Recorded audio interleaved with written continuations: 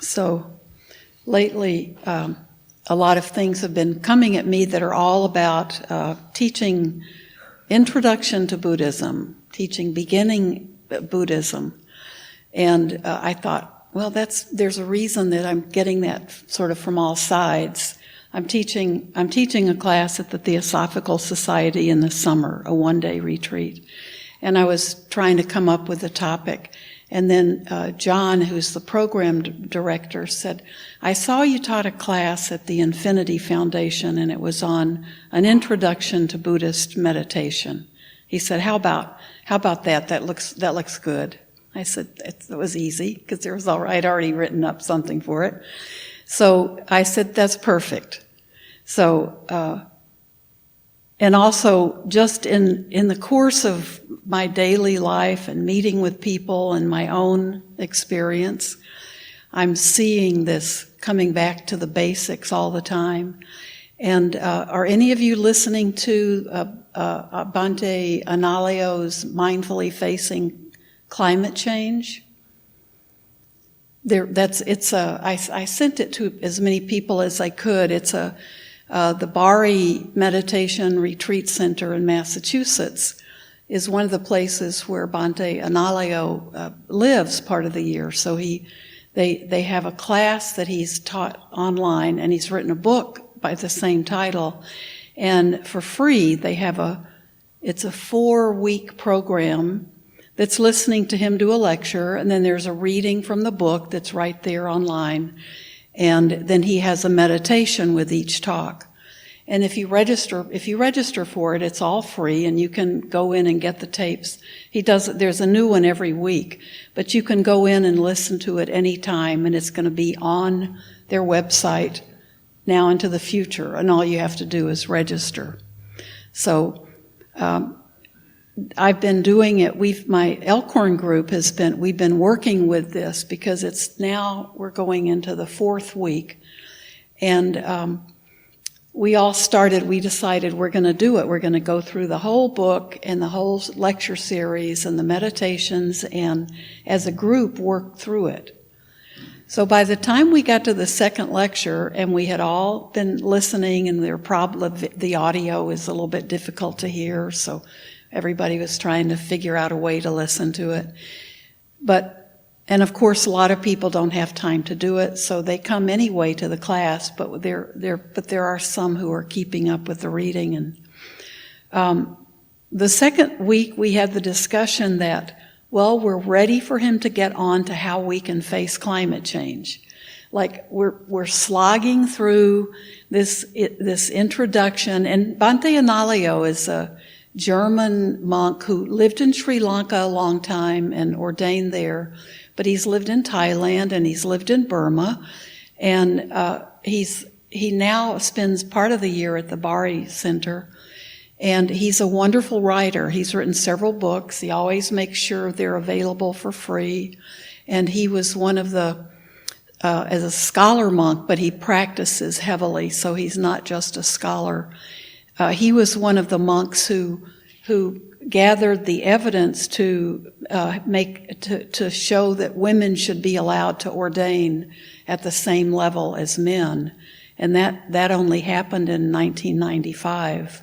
So he spent years before that being one of a group of scholars, and of the Western scholars, he's the most predominant probably, who did the research to show there's no reason. The only reason women weren't ordained at the higher level was because it had died out through other world conditions of over 1,000 years ago, maybe more like 1,500 years ago, and it needed to be revived to have the full Buddhist community.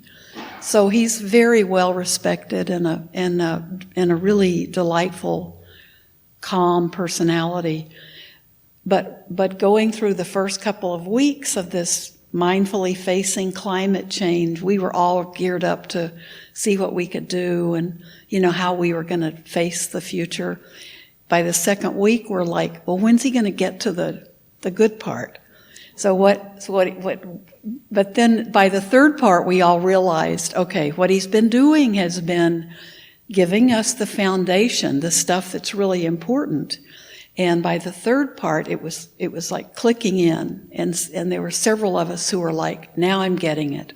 Now I can take off my boots because I'm not wading through, thick mud or something. And what he's doing in the first two parts is laying that basic foundation. One, because it's really what the Buddha's telling us about how to face any situation. And two, it's also his as a monk, his credibility and his authority is from his understanding of the Buddha's teachings. And so if he can't show that what he's talking about is based on the teachings of the Buddha, he's not an authority on the subject, right? Which is really honorable. He's really saying, I'm a monk. That doesn't mean I should be talking about everything going on in the world, because I may not know enough about it. But as a monk, and a monk who's worked with, has been he does very long retreats and has a very strong practice, and he's a scholar. But as a monk, he can talk about, what did the Buddha say about this? What did the Buddha teach us? And so he's laying that foundation too. Like this is a way the Buddha may have talked to us today, if he were here to talk to us.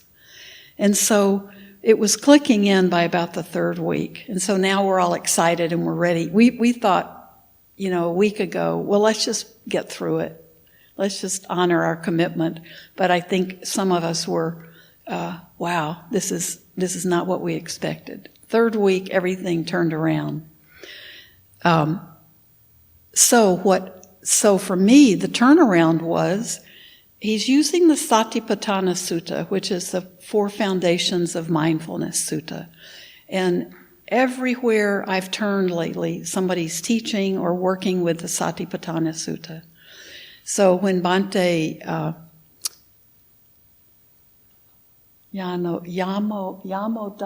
I can't remember his name. Yuttadhammo, I'm sorry. Bhante Yuttadhammo was here a few weeks ago, and he did an all-day retreat, and he talked, and he was a wonderful teacher. His entire practice is based on the Satipatthana Sutta. Like that's it. And that's where the Buddha laid out all the foundations, and not only talking about the foundations of mindfulness, but about everything that's important in the Buddha's teachings. And so over the years, I've read that sutta, I've studied it, I've talked about it, I've understood parts of it, and other parts are, I have evaded sinking in for me. But I think the combination of all these different teachers using it and what they're talking about is beginning to make a lot of sense. But one of the things it's telling me is we always have to keep going back to the basics, the foundation. The Buddha's message was very simple. He just had, 40 years, 35, 40 years, 45 years to teach.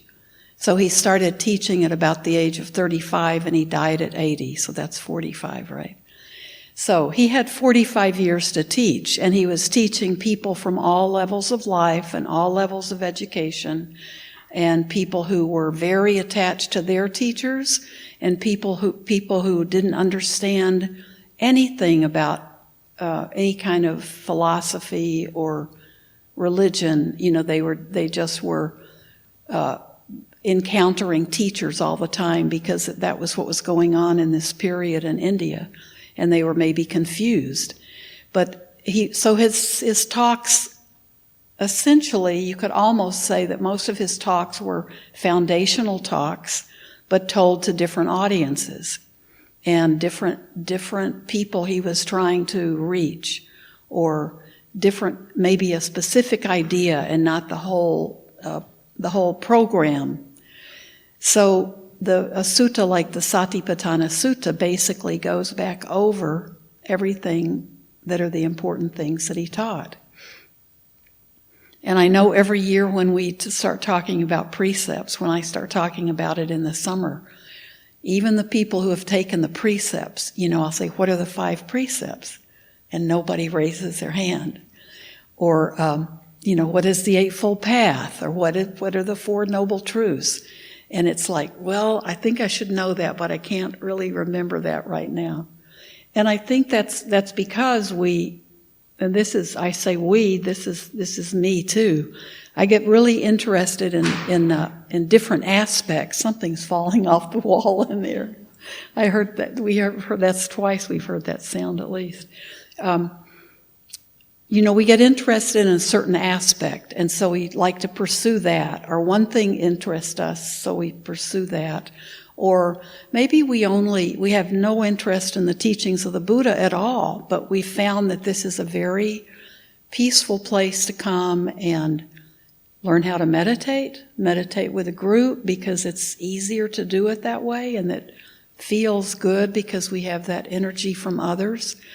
Every one of us has a different reason for coming, and the longer we come and sit, we may have different other things that are interesting to us. But when I think about the way Bhante Analayo is trying to teach us how to deal with a possibly very chaotic future and a very unknown future, and he's really, he's not talking about beyond our lifetimes. He's talking about we're facing it now. We've been facing it. But it's now the chickens are coming home to roost. He's teaching us things that the Buddha talked about 2,500 years ago that are exactly the same thing. So we even know when we listen to some of the chanting, there's the one sutta that we do, it's the Ratana Sutta with the drought, with the jewels. And the Buddha had gone to one of the suttas that Bhante Analayo taught about. There was a drought in the land, and so the people were dying, and the people couldn't live in the land anymore because they felt like there were spirits. It was like haunted, and they couldn't even live there. So they had been starving, and their crops were failing, and their animals were all dying. And then they felt like there were these ghosts and spirits. So the Buddha and his students were invited to come and see if they could help the people. And what the Buddha saw, of course, was that this land had a drought, and that always brings epidemics and disease. And the animals had died, and so there were dead animals everywhere and dead people, and the water's bad. And so tigers and things and other wild animals were coming out and eating, finding that prey to eat. And so that, and all the things going on in the environment, that was what the people thought were the ghosts, those were scary things. And so the Buddha came and basically walked around the land and had his monks were chanting as they walked. And the effects, what he was chanting about was that the real jewels, the real treasures for us are those qualities that we develop within us to make us fearless. It's a kind of self-confidence and a belief that we are the, we would say today, like, we're the change. Change comes from within. It was essentially what the Buddha was trying to help these people understand, and calming them with the chanting. And then it rained. There was a lot of rain, and the Buddha knew that was washing away the disease and the dead animals, and it was cleaning some of the water, and the things would begin to grow again. So he knew that would also be a safe time for the people to come back and live in their village. But he knew that the chanting, he knew what was causing the fear in the people. And most of it was from all the wild things coming out to prey on all the death. And it made the people frightened. They thought they needed somebody, to get rid of the demons. And what the Buddha did was, look at the situation and see that the people were what they were afraid of. And the chanting was to help them realize that these virtuous qualities and peaceful qualities from within were the things that would allow them to go back and recreate their village and they were over the drought now. Things were being cleaned out, so diseases were on the way out, and the wild animals were going back into their, where they normally lived, which was further away from the people. And if the people kind of maintained these good, wholesome qualities, that their lives could continue to be peaceful, that it wasn't anything outside of them that was creating the chaos in their lives. There was the chaos, but their fear was coming from probably people were wondering, what did I do? Did I do something? Why are all these bad things happening to us? It's typical, like when bad things happen, one of the first things people want to do is, whose fault is it? Who's to blame for this? We see a lot of that right now we're so litigious too. So who can we sue about this problem? So whose fault is it that the climate, that we're facing all this stuff on our planet? Well, that's what people do. We internalize too a lot of the shame and the guilt. When we're facing a terrible situation, we can also be thinking, what have I done to cause it? How did I disturb the gods? How did I disturb the balance of the planet? So the Buddha was telling the people what you can do. You can live a noble life. You can live a wholesome life. You can be kind to each other. You can do no harm to each other. And you can be motivated with generosity instead of greed. And so I think the teachings that Bhante Analayo is trying to first instill in his audience is that the Buddha had a lot to say about dealing with chaos and dealing with suffering. And the first thing we have to realize is we have to be able to sit with this chaos and not let it be creating chaos within us. His answer is not going to say, okay, you guys don't do anything. I just want you to sit still while the whole planet falls apart. He's not saying that. But at first, he's making it really clear that that's one thing we have to be able to do.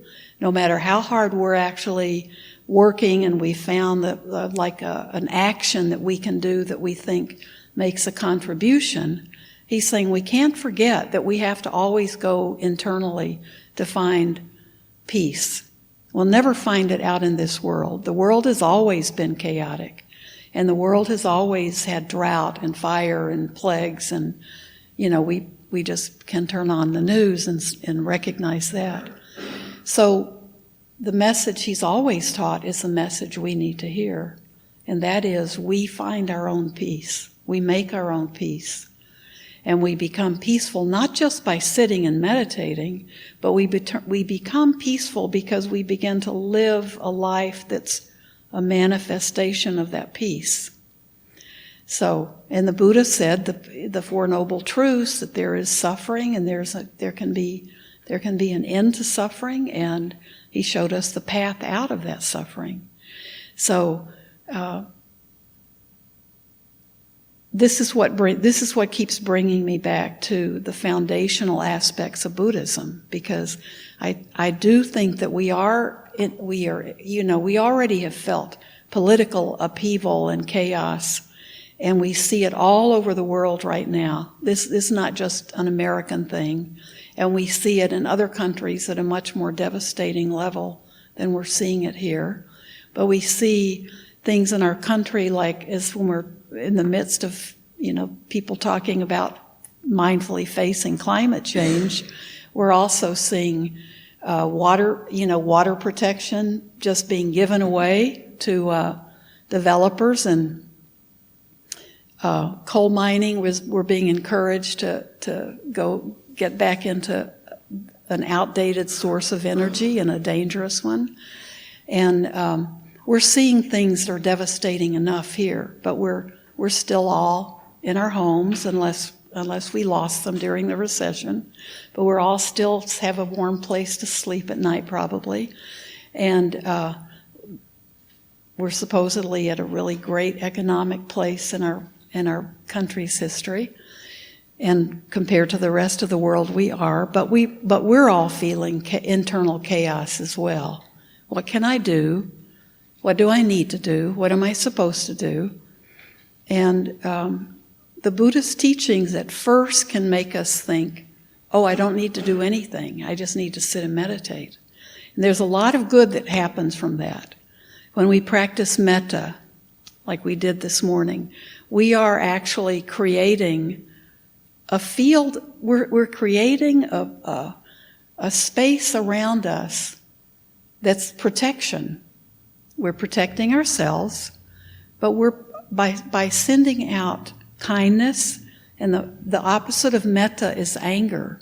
So by sending out no anger, but just absolute kindness to all beings, we're like a safe place. We're like a little sanctuary. And you may not realize that, but if you're really practicing, that's what you're practicing. And so you become a safe sanctuary for other beings. And you may have noticed that people will come to you because they trust you, or they feel they can maybe share things with you because they don't think you're going to judge them, or you're not going to, you can be more honest with them because you're not going to yell at them, or they just may feel comfortable around you because it's more peaceful than how they feel in other places. So you are doing a lot. Just when we meditate, we're making changes in the world because we're changing ourselves. But then there will always be things that call us individually, like different people in this community have found different ways that they can put their energy into some productive action. And that productive action isn't going to keep, it's not going to keep the world spinning exactly the same way that they like it to, but it's definitely a positive action. And it's definitely making a difference the same way we think of it as like our little spot on the cushion. That makes a big difference. And other people will tell you that, and they see it. So everything that I see with the people I talk to and the people who maybe come to me with something that, they're suffering with, everything tells me that the answers to all of it are right in the basic fundamental teachings of the Buddha. And that's, we don't need to go further. We don't need to, I love to study the suttas, and I love to understand the background and the history and all that stuff. But that's not what, that's a separate thing from me being able to remember to be kind and to be generous and to be wishing no one any harm. Those things, I don't need to know anything about India 2,500 years ago, or I don't need to get into a debate about whether Buddhism is the best religion, or is it a religion or not, or is there a God or not. That stuff is not even important. Those are sidetracks. But what is important is the foundational things the Buddha taught, and that's all he had 45 years, and he taught it as much as he could. And now his teachings are still alive, but I often think we're losing track of those teachings. It's getting close to the time for a new Buddha to come, because we get sidetracked easily, even between different groups of Buddhists. Like, well, these Buddhists, or these Buddhists do this, but we do this, and we can see the differences, and that's wonderful. But what we often do is we see the differences and we think, well, ours must be better than theirs, or maybe theirs is better. So we can spend a lot of time trying to see which one's best, or whose meditation is best, or whose way of practicing is best. And then we forget about what the practice is all about. And with all Buddhists that are actually doing any kind of practice in any different group or sect, what needs to be most important is kindness and generosity and not harming themselves and others, and working with the Four Noble Truths, which means working in some way with the Four Noble Truths and then the Eightfold Path. Whatever they're practicing, it revolves around that Eightfold Path. And they may not even call it that, but that's what being a Buddhist is about. It's about learning to live on this earth in a way that is being as gentle as we can be, to not hurt or damage anyone or anything.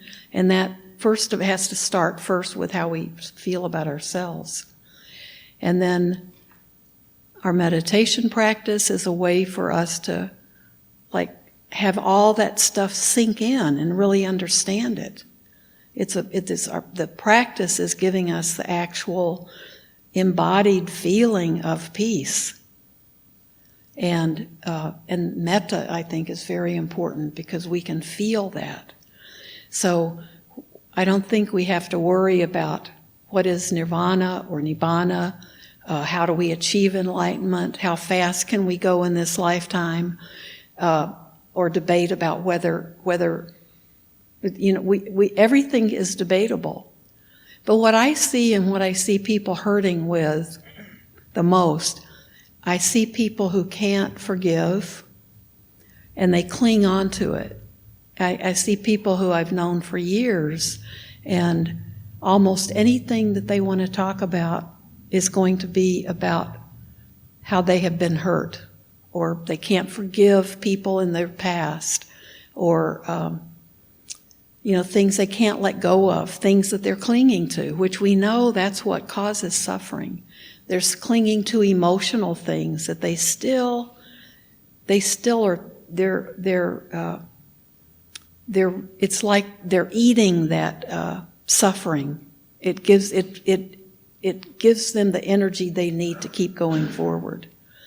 So I see that over and over. So if I talk to a person and they say, I've been through a really difficult time and I'm getting better, I'm getting over it, but I'm still feeling pain. I'm so happy for them. I don't want to see them feeling pain, but they're seeing clearly. Like, I had a difficult time. Maybe they lost a job, or they lost a career, or a partner, or a good friend, or a dog, or a cat. But they know that they're grieving, but they know it's pain. They know it will go away. And when I talk to somebody like that, I think, wow, they get it. They're okay sharing that they're experiencing pain. I talked to someone recently, and she was describing that she had been in pain for a while because of some transition in her life. But she said, I'm getting much better. But she said, I really have too much time on my hands, so I really want to find some of the volunteer things she was doing. She wanted more. And it wasn't like a grabbing on, let me just bury myself in activities. She wanted something that would actually help her with this healing process. And I know she'll do that, because she wasn't talking about, this happened to me and I just can't let go of it. We say that in different ways. She had let go of, but she knew herself, and she knew she was still in that grief mode, but she was coming out of it. So always check what you're saying to yourself. Always come back to the fundamentals and think about the cause of our suffering is clinging, and we can be clinging to good stuff, but we also cling to bad stuff. And the path out of it is being kind, is being a noble friend. It's being, it's very simple. But it over and over again, that's what everything comes back to. So we forget it. Or we let our minds get too complicated and we start going out, spinning out, which is another thing meditation really helps us with. We start catching our minds spinning out. If we're sitting and trying to watch our breath, we catch ourselves before we're out on level 8, planet XYZ, because our practice is teaching us to catch ourselves, to just catch ourselves a little bit. Whoops, I can't even remember if I'm on an in-breath or an out-breath, and come back. And it really helps with that crazy mind. We start out maybe stubbing our toe in the morning, and we let it spin out to where we're back at not forgiving somebody who caused us to have a traffic accident 20 years earlier. And our day is ruined, right? So this practice is also helping us learn to come back, stay grounded, come back to your body, stay here. And you can do it. I was at Costco yesterday, and there was this really cute woman at the checkout counter. I think she was pregnant. And she was a Czech person, and there was a young teenager helping her. And she was like, "Oh, it's been a crazy day." And the young teenager came up to her and said, "Now breathe, I want you to breathe." And she said, "I don't have time to breathe." And he and I both laughed. I wanted to say, at least breathe for your baby if you can't breathe for yourself, because somebody in this body needs to be taken care of. And he kept telling her, no, you have to breathe. And it was so wonderful watching it. It was like, okay, people do say this all the time. I don't have time to breathe, or I don't breathe very much. That's all we can. That's the only thing keeping us alive right at this moment. You realize that, right? So take that time to breathe and come back to yourself. When you feel your thoughts just going off into that crazy place, or you feel like you just want to stay in bed all day, stop and breathe and feel yourself welcoming yourself back home. Because we have to just keep coming back. We have to come back. Let everything else be simple. Don't get involved in anything more than you really feel called to get involved in. I'll let you know what Bhante Analayo says. I know we're going to talk about right action, and he's going to say whatever you do to try to get yourself actively involved in helping the world. Whatever we do it without anger. We do it with our heart full of metta. So we can't do it because, these bad people, we have to do it with love, because we know that there is then one thing he said very clearly, there is no righteous anger. And boy, that's a hard one to give up. I've been working on that for about the last 35 years. Most of my recovery work is in letting go of that righteous anger. So there is no such thing as righteous anger. We either are angry or we're not angry. And that's something that we have to be willing to stop clinging to. And it can be a big one. So that means when you look for a way to do action that's going to make you feel good and it's going to be a help to the world instead of a hindrance, it has to be done out of love. If it's done out of anger, it's not gonna help.